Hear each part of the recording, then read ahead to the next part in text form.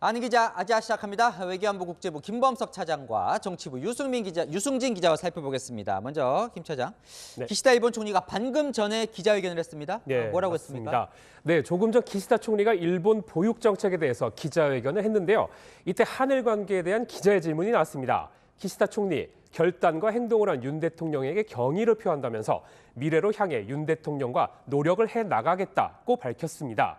윤 대통령과의 미래를 위한 한일 관계 발전에 대해 강한 의지를 피력한 겁니다. 자, 유승진 기자, 이제 1박 2일 순방이 모두 끝이 났습니다. 끝내 기시다 총리는 사죄는 하지 않았어요. 대통령실은 너무 사죄 언급에만 집착하지 말자 이런 스탠스인 것 같아요. 네, 이 기시다 총리의 직접적인 사죄가 없다는 지적에 대통령실은 이렇게 해명했습니다.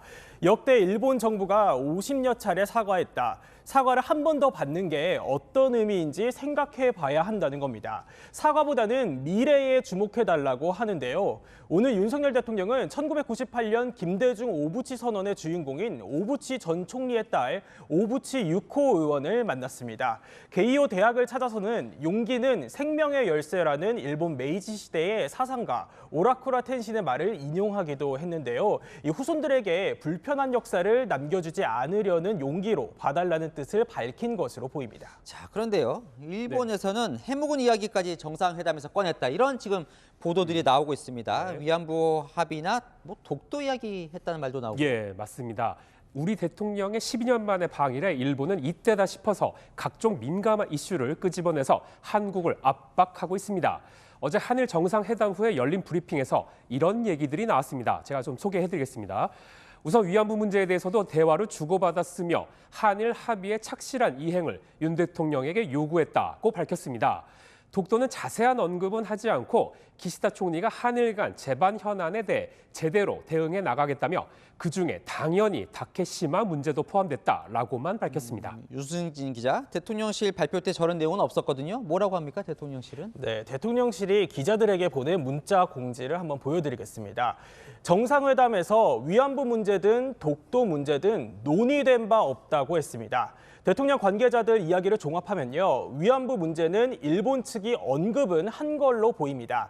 하지만 우리 측이 답은 안 했으니 여기 논의된 바는 없다는 입장이고요. 독도 문제는 아예 관련 이야기가 나오지 않았다고 부인했습니다.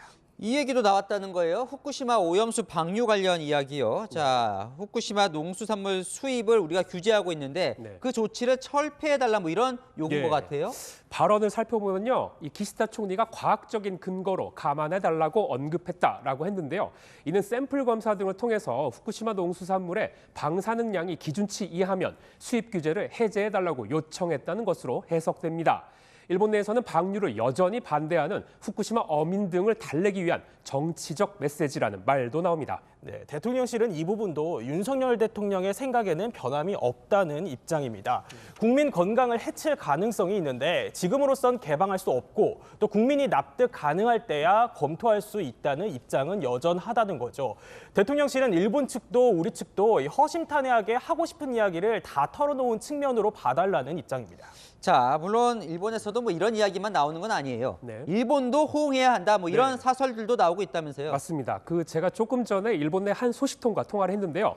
이번 한일 정상회담에 대해서 기시다 총리는 다음 달 지방선거와 5월 주요 7개국 정상회의 G7이죠. 이걸 앞두고 한일 관계로 실점을 내지 않으려 불안해하고 있다. 이런 말을 했습니다.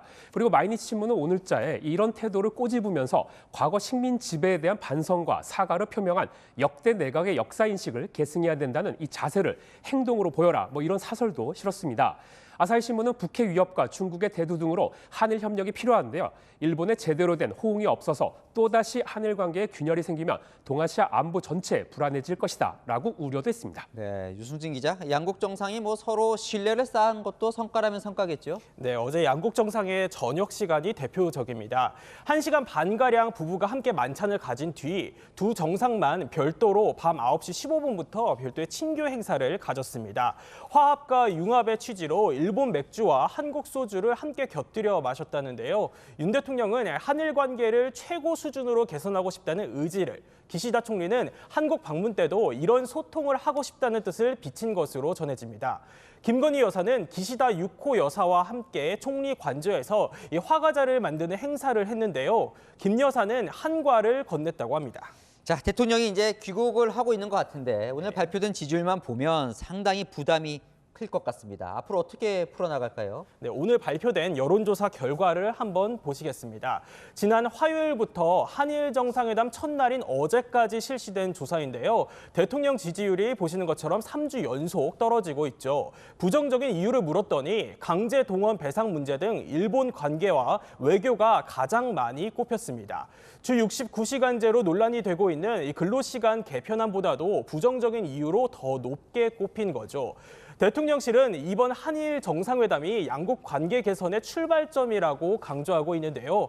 가까운 시일 안에 기시다 총리의 답방이 이뤄지고 또 일본의 전향적인 태도가 담긴 양국의 공동 성명 등이 추진되어야 이 윤 대통령의 의지가 국민들에게 더 받아들여질 것 같습니다. 네, 잘 들었습니다. 아는 기자 김범석 차장, 유승진 기자와 살펴봤습니다.